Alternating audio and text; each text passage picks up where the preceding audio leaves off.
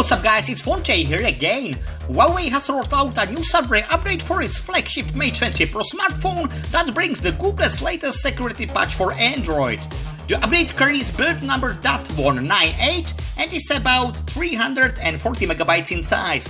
It is being rolled out over the air and will reach all Mate 20 Pro users over the next few days. Did you already update your Mate 20 Pro? Let me know in the comments down below.